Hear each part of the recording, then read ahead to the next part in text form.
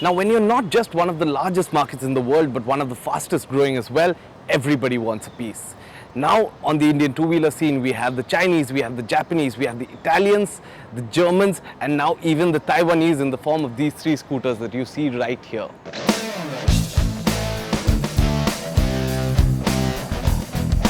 Now, the brand in question is Kymco, and they're here in India in collaboration with 22 Motors. The scooters on my left and right are both conventionally powered, while the one I'm sitting on is an all-electric scooter.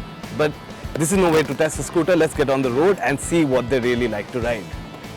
Much better. Now that we're all geared up, let's talk a little bit more about these three scooters, starting with the 22 Motors iFLOW. Now, the 22 Motors iFLOW started out in life as a 22 Motors product singularly. But when Kymco stepped in, they brought their battery technology, which is called INX. That explains the badge in the front and the fact that the name is now iFLOW. We have the Like 150, which is a 150cc commuter for the city, but it is slightly more premium than your Bergman and your Ntorq, and is more like the Aprilias and the Vespas of the world. We have Kymco's the 300cc maxi scooter called the X-Town 300i. Now, this is a proper maxi scooter with 24 horsepower and 25 Nm of torque. It's in fact unlike anything else in the Indian market.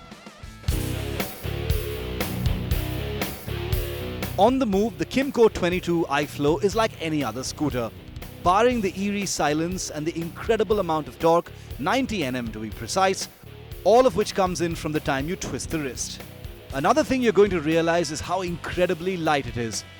This is something we as riders might need to get used to, since electric scooters have fewer moving parts. The heaviest thing on the iFLOW is the wheel-mounted electric motor from Bosch, and of course the batteries that are under the seat. The range as of now is about 50 kilometers with two batteries that make 1 kWh.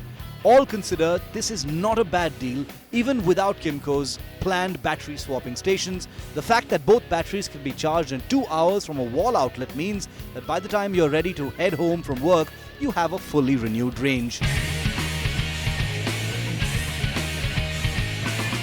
Switch to the Like 150i and you have a proper premium commuter. Although what we really liked about it is the grunt of the 165cc motor that powers this scooter. Although the badge says 150, it's likely that the landed version will sport a 200cc badge. The ride on the Like is good overall, but the damping is a little on the stiffer side. One of the things we really like is the Nodo-enabled TFT display unit, which allows for fascia changes to the meter. Overall, it's a really nice scooter to get about on, and I suppose that we could hold our verdict on the Like 150i till we get the ready-to-buy unit. The X-Town 300i, however, is my personal favorite of the lot.